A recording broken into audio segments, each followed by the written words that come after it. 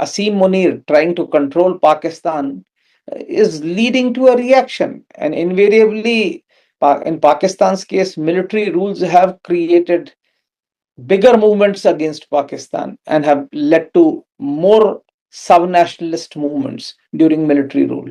And what we are seeing today in Pakistan is actually a de facto military rule. So that's There is going to little have a structural opportunity for things to improve. That is what you are pointing at. yes. There is hardly any opportunity, unless, of course, Pakistan's economy can only thrive if it maintains good relations with India. Because Pakistan was nothing but a natural extension of India. It was a part of India. So the economies of the two regions were intertwined. Now, in trying to deliberately break away from India, it has created an economic model which is not sustainable.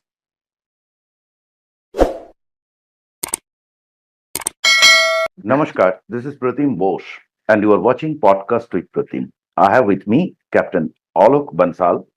He is Executive Vice President of Delhi-based think tank, India Foundation. Welcome to the show, sir. Thank you.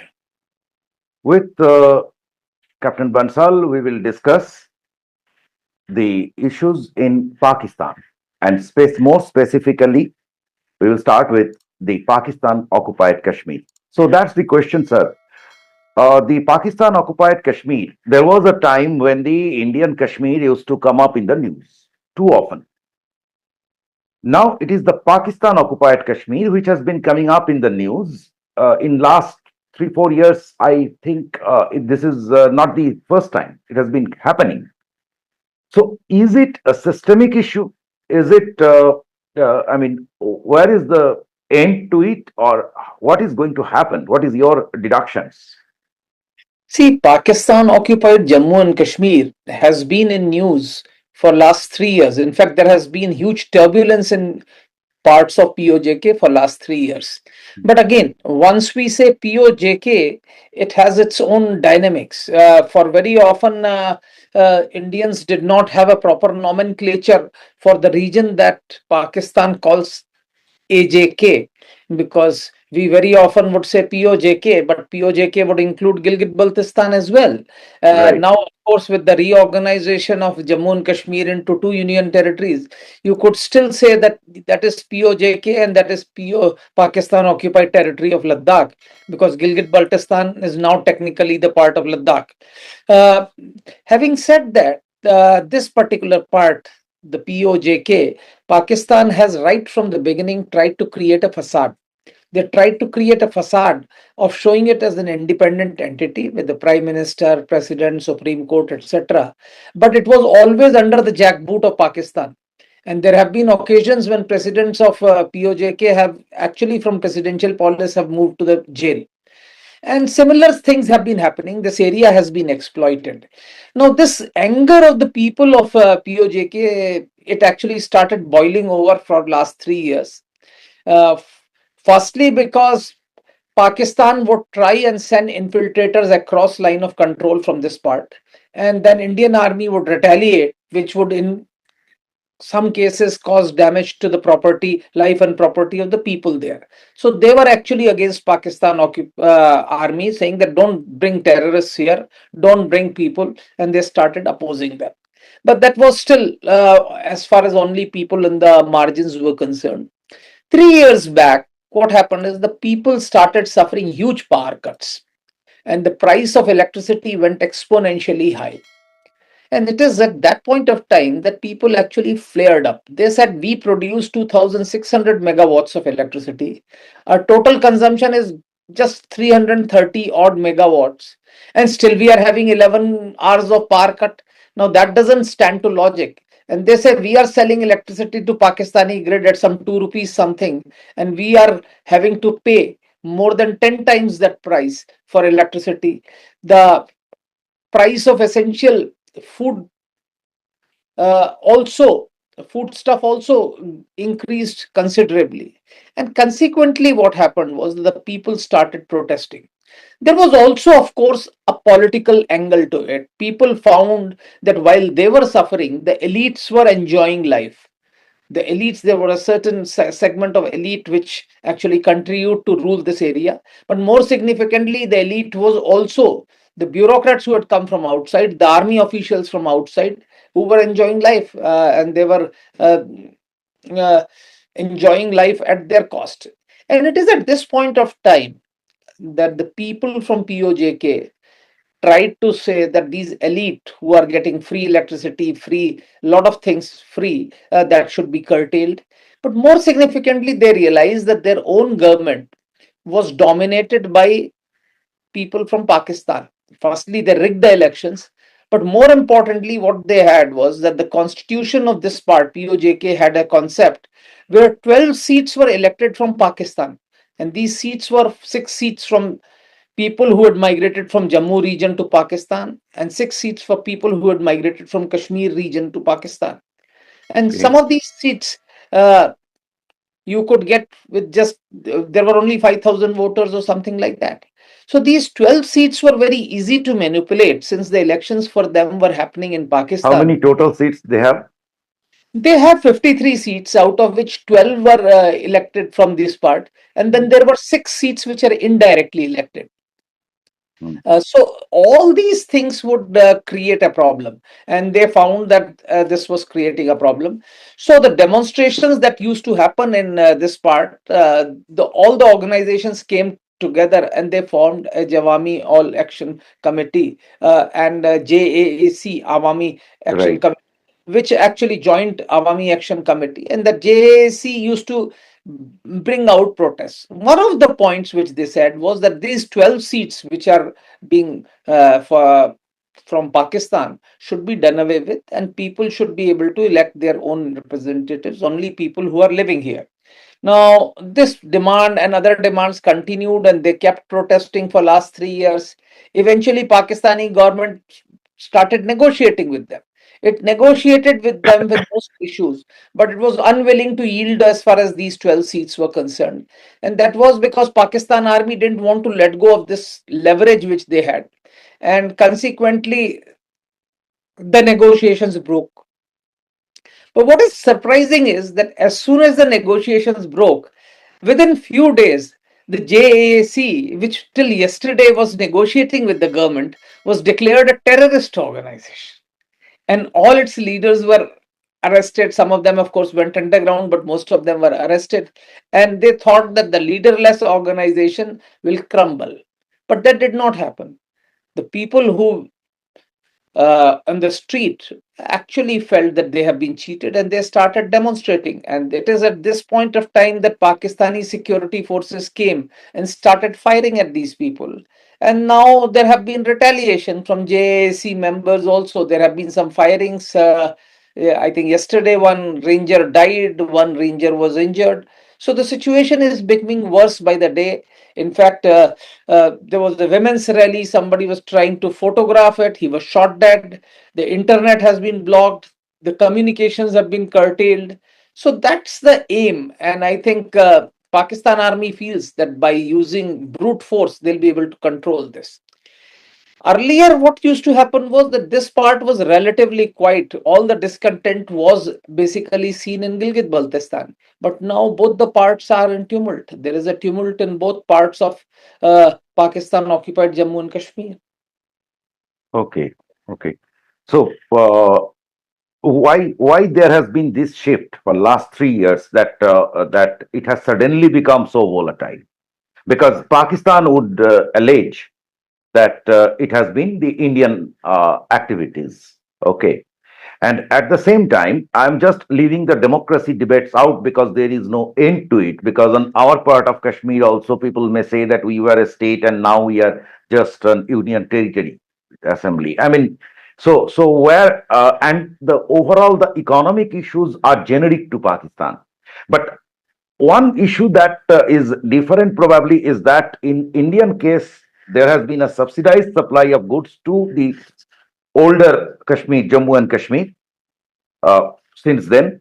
And in their case, you are saying it is actually the reverse. They are buying it at cost, their own produce at cost, kind of. Is that the situation?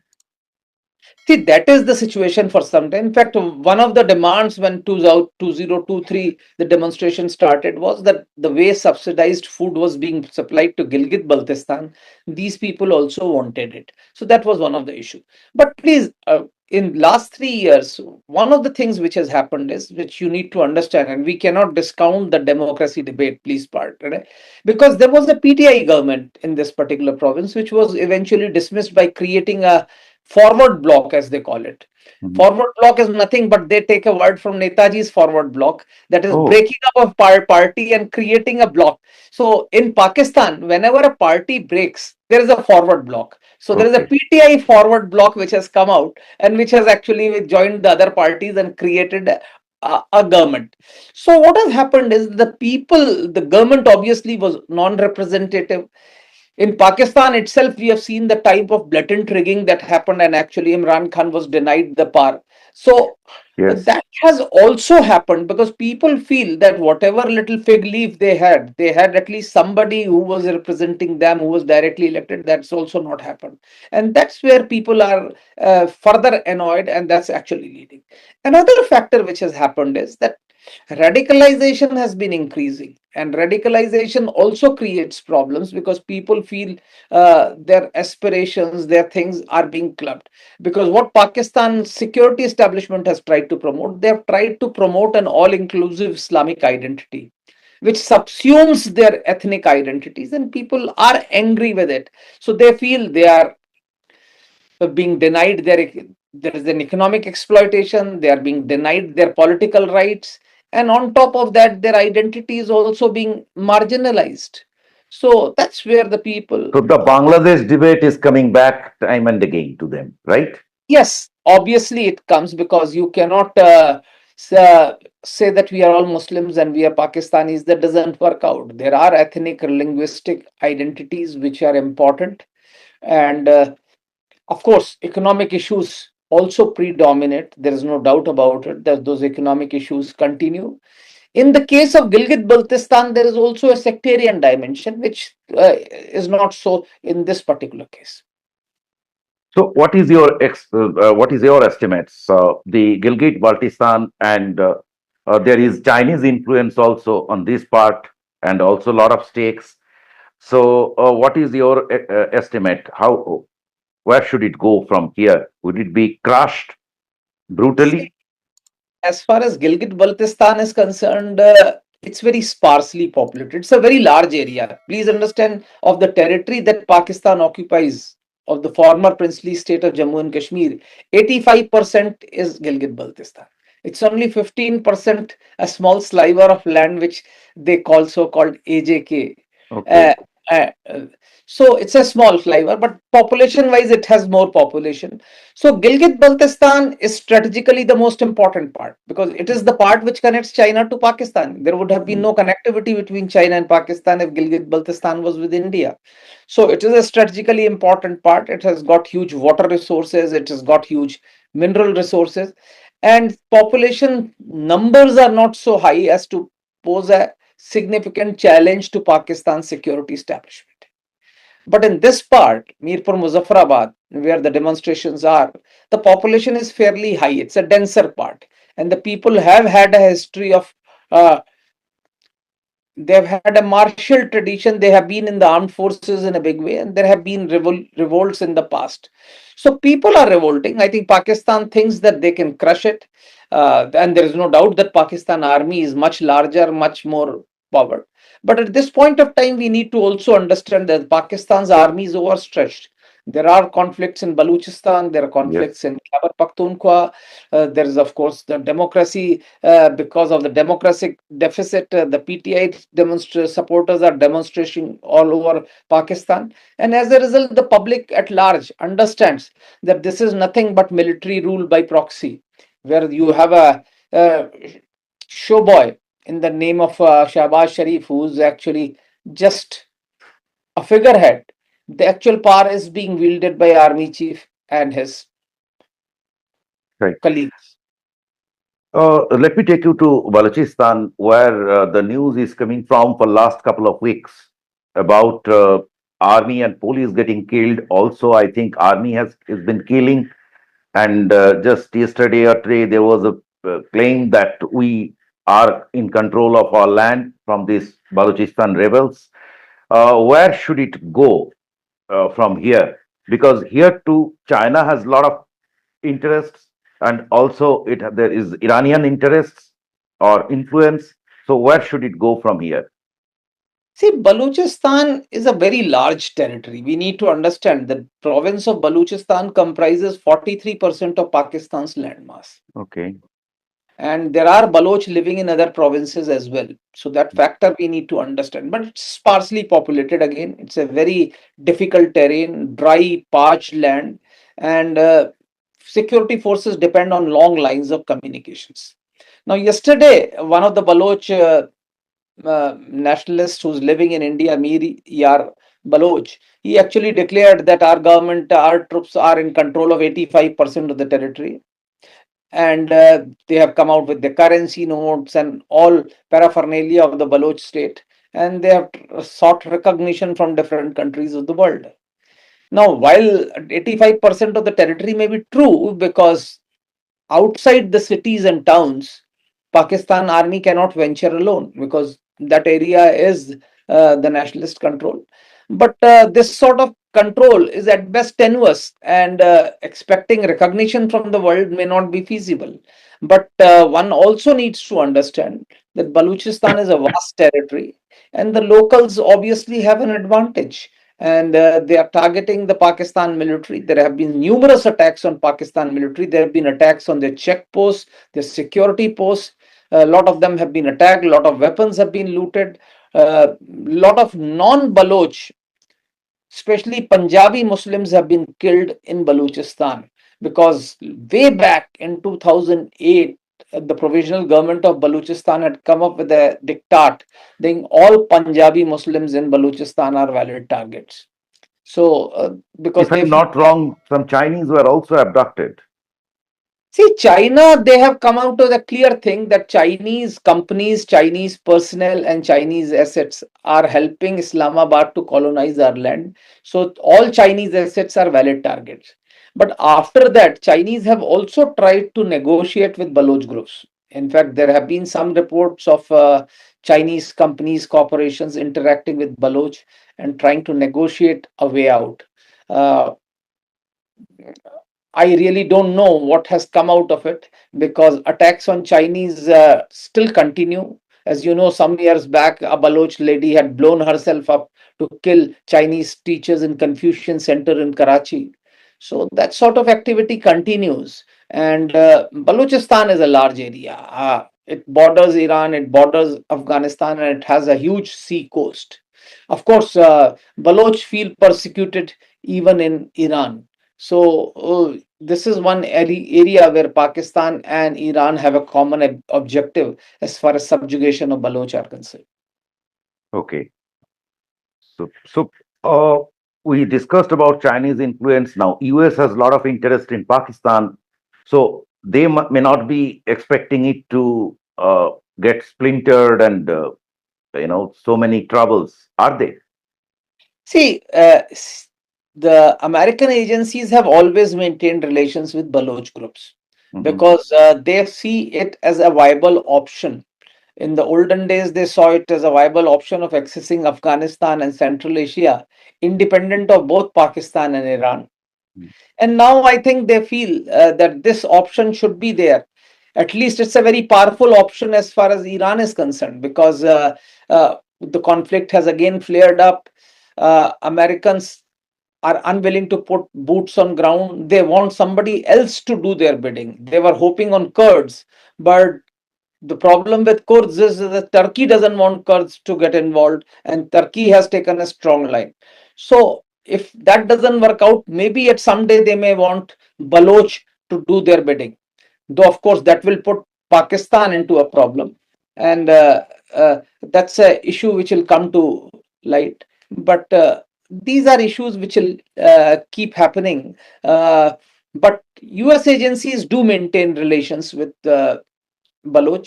And if you remember, long back, Ralph Peters had come up with an article, Blood Borders, where he talked about the creation of a sovereign Balochistan. Okay. Uh, uh, Given in the context of the Iran war, are Baloch getting any support from the US? Now, it's difficult to say, not at this point of time, because Pakistan had unfortunately emerged as a very powerful f- uh, uh, mediator, as I would say, at least. So both US and Iran at that point of time were trying to keep them in good humor. So I don't think so. But Baloch uh, continuously remain engaged with the agencies, different agencies. There is no doubt about it. And I'm sure Americans must be maintaining their lines of communications with them. Well, so we are at the end of the conversation. There is a talk of the internet that Asim Munir might have lost control over things. What is your opinion? See, Asim Munir has not lost control over his army. That's a wrong thing. He's not lost control over the administration. That's also, to my mind, is wrong. Yes, the territory of Pakistan, there are significant areas within Pakistan's territory where non-state actors rule the roost. As Baloch are claiming 85% of Balochistan. Similarly, there are areas in Khyber Pakhtunkhwa where TTP rules the roost. So there are areas now we are seeing in POJK also. There are disturbances. There are people who are controlling it. So these are things which are actually increasing, and Asim Munir trying to control Pakistan is leading to a reaction, and invariably in Pakistan's case, military rules have created bigger movements against Pakistan and have led to more sub-nationalist movements during military rule. And what we are seeing today in Pakistan is actually a de facto military rule. So that's going to have a problem. Okay. Final question. Do you think, well, one major contributor to the trouble is economy. Their economy is in shambles. Do you do you expect any? Where do you expect things to go from here? Should these troubles keep rising, or I mean, overall, on a say in a midterm? See, Pakistan remains a basket case because it's an import dependent economy. Their economy rises when they import. And when they import, their foreign exchange reserves get depleted. They have signed a deal with Saudi Arabia to provide them defense, and they are hoping that in lieu of this, they will get a lot of funds. Saudi Arabia has already committed some funds to them, which are there already in a State Bank of Pakistan, basically to compensate for the funds that were withdrawn by UAE. And also Saudi Arabia is promising to invest there. So that's one way which they are looking. Second, they hope the China Pakistan economic corridor could be a game changer and that will transform their economy. It's not happening as of now, but that's their wish. The problem with Pakistan is that the turbulence inside is so much that no worthwhile foreign direct investment is feasible. And in the absence of FDI and peace, the industrial production or the production is really not rising. Agriculture, which employs the largest number of people, is suffering because they are water stressed. Their population growth has been phenomenal. In fact, their population growth is one of the highest outside Arab world and the sub-Saharan Africa. Okay. So with that sort of a population growth rate, most issues are a problem for Pakistan. They don't have resources to cater for the burgeoning population. Okay. So there is little structural opportunity for things to improve. That is what you are pointing at. Yes, there is hardly any opportunity unless, of course, Pakistan's economy can only thrive if it maintains good relations with India, because Pakistan was nothing but a natural extension of India. It was a part of India. So the economies of the two regions were intertwined. Now, in trying to deliberately break away from India, it has created an economic model which is not sustainable. Yeah, there has been, even starting from the story of oil-based electricity. It's a very, very funny case. So, thank you for this. And I think they are blaming India for the water scarcity. See, water scarcity, I don't think so. We are providing them all the water that they are due. The only thing is Indus Water Treaty is in abeyance, and as a result, we are not sharing the data with them. So they don't know when water is coming and when it is reducing. So that's, of course, a problem with them. But otherwise, we are not blocking any water. All the water that is coming is going to them. So they can't obviously blame India for water scarcity. Thank you so much, sir, for giving time. Thank you.